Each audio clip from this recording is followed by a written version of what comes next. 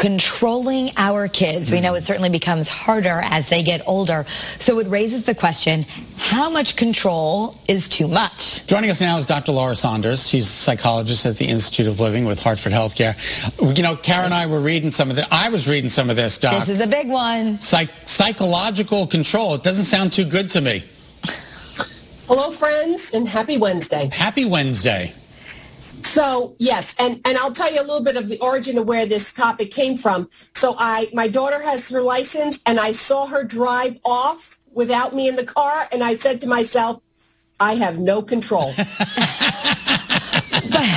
Right. You've lost it. You've just lost it with her driving. And we might have lost Dr. Saunders for a second, too, because she's frozen. But let's just give it a second, see if the Wi-Fi comes back. Oh, I don't like... Well, she looks good when she's frozen, though. Yeah. You're not frozen anymore. Control and behavioral control. Wait, so back up a little bit because we lost you for a second. You have two kinds of control.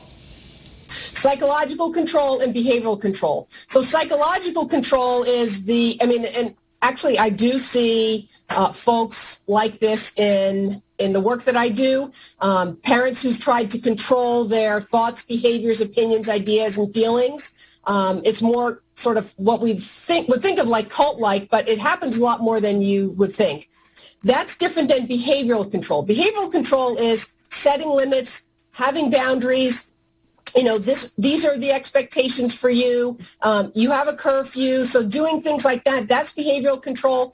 We need that. But it's also really, really important to have dialogue, right? There's a reason that your curfew is 11 o'clock, and that's because the restricted driving laws say that's when you need to be home with your car, right? So explaining things and having that dialogue is important.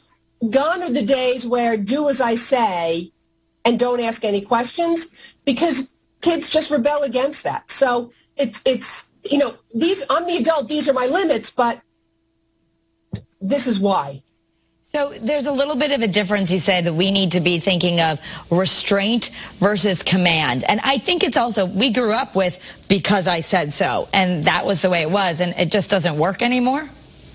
Well, but if you think about it, and we don't need to get into too many personal stories here, but we all rebelled against that, right? Especially teenagers, and I'm really focused more on teenagers. With younger kids, you can be a lot more directive, but when you get to teenagers, you say, I'll show you, and I'll do, So, and I'm not saying we don't set limits as parents. We absolutely 100% need to set limits. But we know that kids are experiential learners, right? We can tell them not to touch the stove, but the reality is they will learn not to touch the stove because they put their hand close to it and it was very hot, or maybe they even burned their finger. Right. So within limits, they need to have experiences, and that's the way they learn best. And you say start early. How early? Well, I think no matter, if the limit is for your 10-year-old, you need to be in bed by 8 o'clock. Well, the reason is because you get up at 6 o'clock in the morning and you need 10 hours of sleep, right? So it's just providing information. It's not over-explaining oneself, but providing information. The reason that we're doing it this way is because of this reason. So giving information, it actually helps create logic, right? This is the reason why we do something. This is the limit, and this is the reason why. So we're trying to create logic for so many of these kids that are so engrossed in other forms of interacting. When you're talking with your kids and you're sitting at dinner, this is the reason why we do this in our family. So not being so controlling, and the reality is we actually have control over very little, but we want to set the limits and parameters for success. So you say it's also an important skill, and maybe this will let parents, I think sometimes we're controlling because we're fearful that something bad's going to happen. Right. So we're trying to protect them, and I don't know if it's worse now than it was when we were growing up, or we're just more aware of it, but you say they need to learn self-efficacy, and they only learn that by making their own decisions.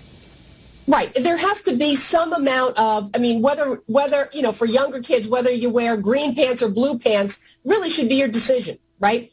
Now, I think as a parent, you'd like the pants and top to match, but really, who's the one that needs to go through that? So as your kids get older, they need to see that they have a sense of, when I make this decision, this is what happens. That's a sense of self-efficacy. I understand that the more I can make decisions and understand the consequences, the more my learning happens. And again, that's the experiential learner. These kids do not learn by just do as I say. They have to do it. So if they're going to do it, let's have them understand why and do it within limits, because releasing all control is very scary. It really is. All right. Well, thank you, Dr. Saunders. We appreciate your time. Happy Wednesday. Happy Wednesday. I look forward to seeing you next week. All right. Take care. Deep breaths for all the parents of teens out there, for sure.